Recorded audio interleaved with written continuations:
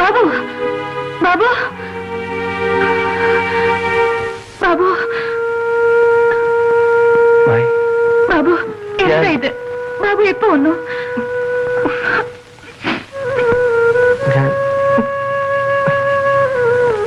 മായ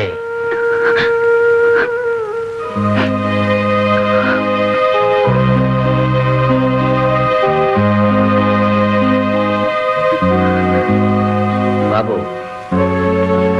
ഇന്നലെ നീ ഇവിടെയാണോ കിടന്നത്? എനിക്ക് ഒന്നും ഓർമ്മയില്ലായിരുന്നു. വരൂ, അകത്തേക്ക് വരാൻ.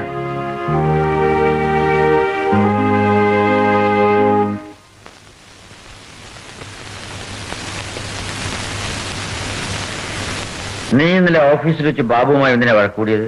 പാറില് ബില്ല് പേയില്ലെന്ന് മാത്രമേ ഞാൻ പറഞ്ഞുള്ളൂ. അതും ബാബുവിനെ തിരുത്താൻ വേണ്ടി പറഞ്ഞതാ. എനിക്കതറിയാം, പക്ഷേ നിന്റെ ഉദ്ദേശം അവനുകൂടി മനസ്സിലാകണ്ടേ? ഇന്നലെ രാത്രി അവൻ എവിടെയായിരുന്നു? അറിയില്ല. അന്വേഷിക്കണം. ശാസിച്ചല്ല, സ്നേഹമായി വേണം അവനെ നിയന്ത്രിക്കാൻ. അവൻ എന്തൊക്കെയോ തെറ്റിദ്ധാരണകളുണ്ട്. ബാബു, എനിക്ക് നിന്നോട് ഒരു വിരോധവുമില്ല. നിന്റെ അമ്മയാണെങ്കിൽ ഒരു പാവമാണ്.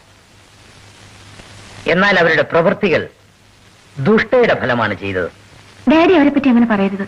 മായ, സംസാരിക്കരുത്. ഞാൻ നിന്റെ അമ്മയെ കുറ്റപ്പെടുത്തുകയല്ല. അവരുടെ ബുദ്ധിമോശം കൊണ്ടാണ് നിന്റെ അച്ഛൻ കഷ്ടപ്പെട്ട് സമ്പാദിച്ചതെല്ലാം ആ വിശ്വനാഥന്റെയും മകന്റെയും കയ്യിലായത്. ഇനി ബാബു വേണം ആ സ്ഥാനം വീണ്ടെടുക്കാൻ. നിന്നെ ഞാൻ സഹായിക്കാം. അതുവരെ നീ ഇവിടെ താമസിക്കും. ഞാൻ ഇവിടെ താമസിക്കില്ല. അതും ശരിയാണ്. കൃഷ്ണപുരം തമ്പിയുടെ വരുംകാല മരുമകൻ ഇപ്പോഴേ ഭാര്യ വീട്ടിൽ താമസിക്കുന്നുവെന്ന് നാട്ടുകാരെ കൊണ്ട് പറയിപ്പിക്കരുതല്ലോ. ഞാൻ നിനക്ക് കിങ്സ് ഹോട്ടലിൽ ഒരു മുറി ഏർപ്പാട് ചെയ്തുതരാം. എന്താ? മതി. നിങ്ങൾ എങ്ങോട്ടാണ് പുറപ്പെട്ടത്? ഓഫീസിലേക്ക്. എന്റെ മകൻ ഇന്നലെ പോയതാണ്. അവനെ പറ്റി അന്വേഷിക്കാൻ നിങ്ങൾക്ക് ഇതുവരെ തോന്നിയില്ലല്ലോ. കുടിച്ചു ബോധമില്ലാ പോയതല്ലേ? ഓർമ്മ തെളിയുമ്പോ തിരിച്ചു വരും. അവൻ കുടിക്കുന്നുണ്ടെങ്കിൽ അതിന് കാരണക്കാരൻ നിങ്ങളാണ്. സുമതി, അച്ഛനില്ലാത്ത ആ കുട്ടിയെ ഉപദേശിച്ച് വളർത്താൻ നിങ്ങൾക്ക് കഴിഞ്ഞില്ല. അല്ലെങ്കിൽ അവനങ്ങനെ നശിക്കട്ടെ എന്നായിരിക്കും നിങ്ങൾ കൊതിച്ചത്. സുമതി, സ്നേഹമായിട്ട് ഒരു വാക്ക് നിങ്ങൾ അവനോട് സംസാരിച്ചിട്ടുണ്ടോ? സ്വന്തം മകന്റെ വളർച്ച അല്ലാതെ നിങ്ങൾ എന്റെ ബാബുവിനെ ശ്രദ്ധിച്ചിട്ടുണ്ടോ? അവനെ ശ്രദ്ധിക്കാൻ നീ ഉണ്ടായിരുന്നല്ലോ. ഉണ്ടായിരുന്നു. നിങ്ങളുടെ നിഴലിൽ ജീവിച്ച എനിക്ക് അതിന് കഴിഞ്ഞില്ല. ഒരു ഭാര്യ എന്ന നിലയിൽ നിങ്ങളെ അനുസരിച്ച് ജീവിച്ച എനിക്ക് കിട്ടിയ ശിക്ഷയാണിത്. നിങ്ങളുടെ സ്വാർത്ഥത ഞാൻ അറിഞ്ഞിരുന്നെങ്കിൽ. ഞാൻ എന്ത് സ്വാർത്ഥത കാണിച്ചെന്നാണ്?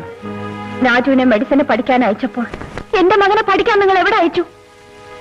സ്വന്തം മകൻ ഡോക്ടർ ആവുന്നതിന് മുമ്പേ അവന് നഴ്സിംഗ് ഹോം പണിയാൻ നിങ്ങൾ കാണിച്ച ധൃതി എന്റെ മകന്റെ കാര്യത്തിൽ എന്തുകൊണ്ടുണ്ടായിരുന്നില്ല?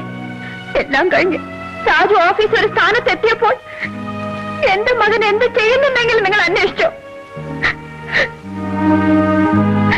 സുമതി,